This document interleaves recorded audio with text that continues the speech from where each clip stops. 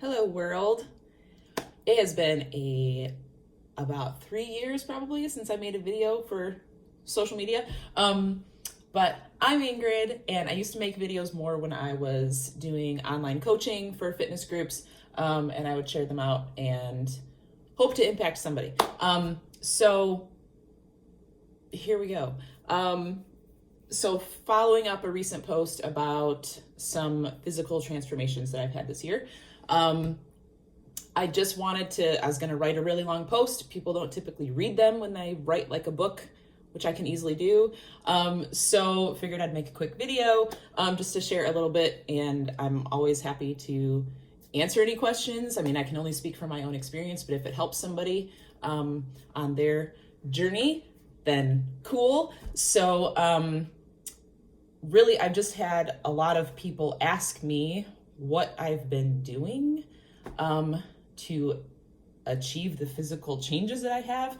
And I don't think I'll be able to properly explain the anomaly that this is for me. I've worked in the fitness industry for over 20 years. I have a super strong interest in fitness and nutrition, and I was really interested in bodybuilding and physique transformation, like end of high school, early college. So I was big into lifting and body part splits and like super regimented stuff and tracking all the macros and whatever. So life changes, and they're like, even into college. And as soon as I started working in my career path, that type of training, quite frankly, was not something that was healthy for me or sustainable. And it's a time commitment. Like straight up, I had a bodybuilding physique coach tell me that, hey, in the year that you're planning your wedding, that is not the time to do a competition because you cannot dedicate the time it takes. So I never ended up doing one, which is fine. But the process and like the changes in my approach to fitness and health and well-being have just morphed so much over the years. So I guess that's one thing. If you're trying the same approach that you have always had, and it is always not working for you, change it. So it's not an easy thing to do. But being self-aware and knowing that and recognizing that is kind of step one. So really for this past year, for 2019, if you follow me, it's been kind of, I don't want to say shit show because it's been a good thing, but it's been very, very challenging. So for the first time in my life, in trying to function well as a human being, I did not obsess over what's my fitness plan, how many days a week am I going to the gym, how many hours am I going to do that, what's my meal planning, what's my calorie count, how much protein am I getting. That all was like out the window. And you guys, it's been one day at a time, like one day at a time. Sometimes it's 1 hour at a time, depending on the day. If I'm in a good place or if I'm struggling, it's like teeny tiny baby steps sometimes. So really starting probably around April of 2019, I had a lot happen in February, a lot happen in March. I had a lot happen all year, but really in April, I think is when things had kind of settled to a point where I needed to have some new approaches and new behaviors, and I knew that my health was not in a good place. And I really just started just saying I was going to move more, simple. And even just that, like realizing that was what I needed to do was a huge change from like, I need to go lift X number of times a week. And stressing about all of these plans that I would make, and then life happens and it throws them all off. It's very easy to be all or nothing. Well, that didn't work, so just forget it for today. I had to completely let that go and to be able to function like mentally and get shit done. And be available as a parent to my child and to my team at work, and basically just like survive, just keep all the plates in the air. I had to really change that and focus on one day at a time. So I was just going to move more. That was it. And so for me, that meant a lot of times when I woke up in the morning, my body didn't feel good. I have injuries and stuff that I'm working on all the time. So I just started stretching. Like I would do something super chill for warming up, and then I would stretch. So I refer to it as yoga. I don't really know what I'm doing. I want to know more about it, but I'm practicing moving. So it's really just stretching, and breathing and being quiet. And like in those moments, you also get to work through some stuff in your head. For a lot of people, that's going out and run, and you're gonna work through some stuff then, and that happens too. So really just focused on that. And then there were days that I did want to lift, and that's what I needed to do. There were days where I needed to read, and either reading something for business development or reading something for personal development, or maybe something a little more instructional. So the thing is, I still am struggling with telling people what I've been doing. Really, it's just taking care of yourself and what you need to do each day to be, I'm saying to be high performance. I need to be able to function and keep my shit together and maintain my job and maintain relationships and be a good parent, and do what I need to do for me. So April, I realized I definitely I just always had a bottle of wine in the house. And I think that's a very common one that people can relate to. And it doesn't mean that anyone has a problem with it. It's a little habit that many people get into without maybe thinking about it. And so really what has happened is I've just identified patterns that I have, or go-to habits or go-to distractions, or things that are, you do certain things to relax, but is it really relaxing? Is it helping you feel better about where you are? Is it helping you prepare for success the next day? Is it helping you strengthen a relationship? Is it helping you achieve a goal that you want to do for yourself? Probably not. That doesn't mean you never get to relax. It just means, what am I doing out of habit, and what am I doing like mindlessly, automatically? Something that's just a go-to. It could be a glass of wine at night. It could be turning on Netflix and getting sucked in for 4 hours. It could be getting sucked into social media for 4 hours. Being aware and cognizant of how you are spending your time and your energy is like at the top of it.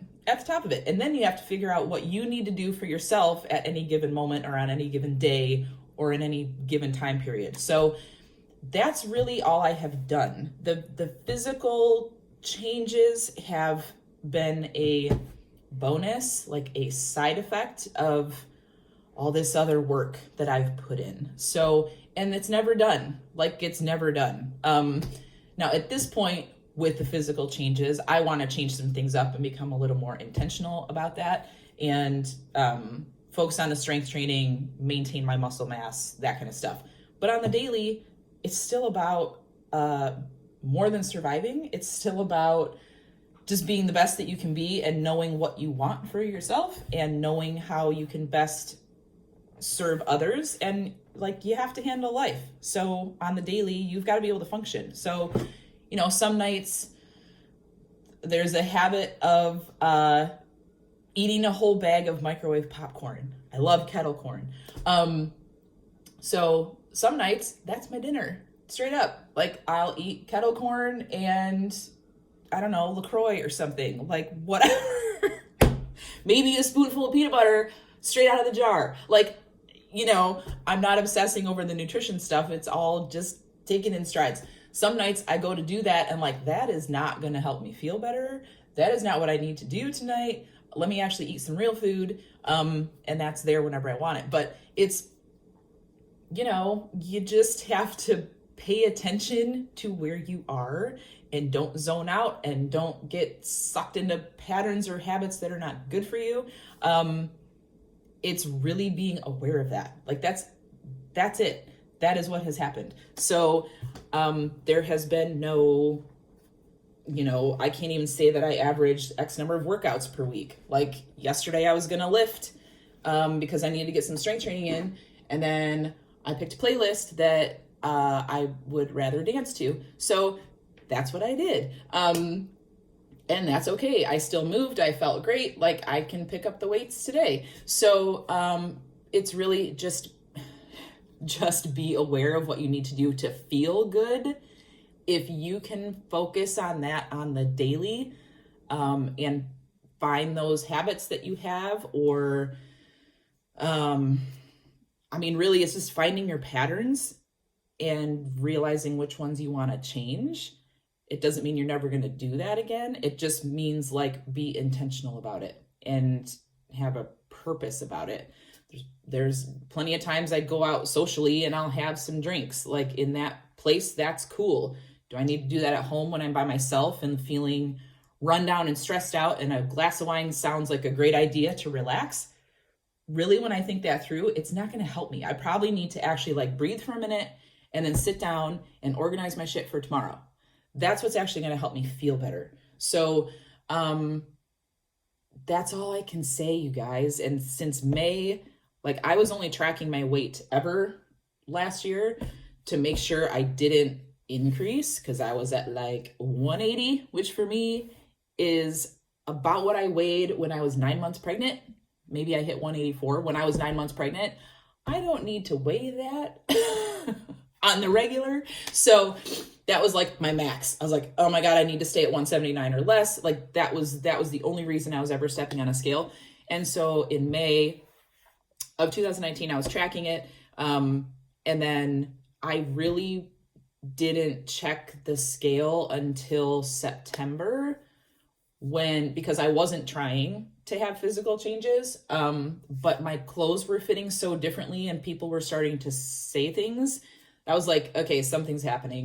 So then it was really like May to September, I hadn't weighed myself.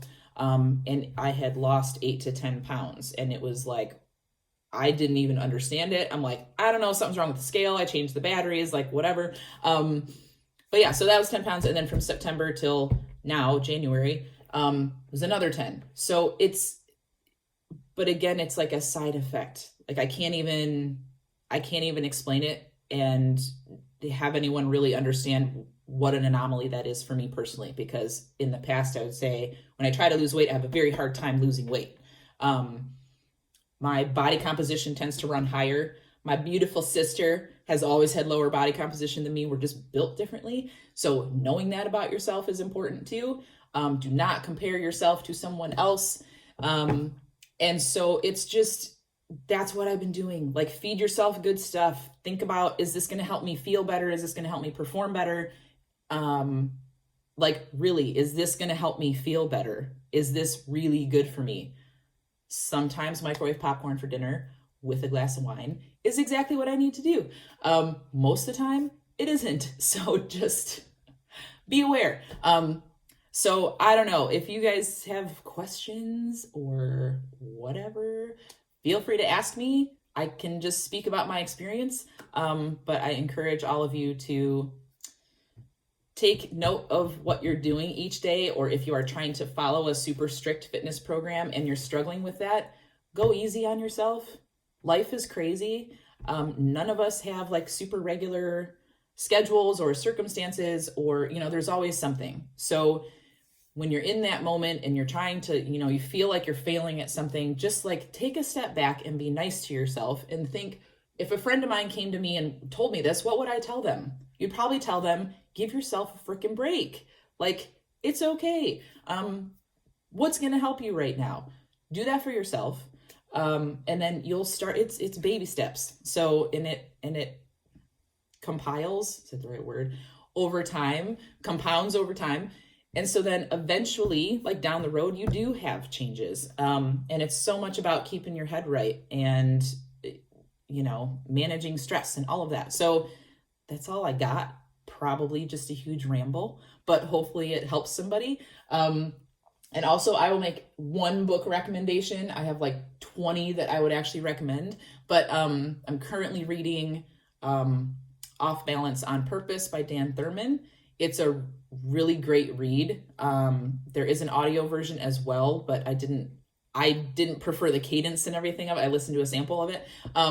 But there's an audio version of it and the book itself, but it's a really great read. It's very easily digestible, I would say. It is not super heavy. It's pretty clear. So anyway, Off Balance on Purpose by Dan Thurman is the current read.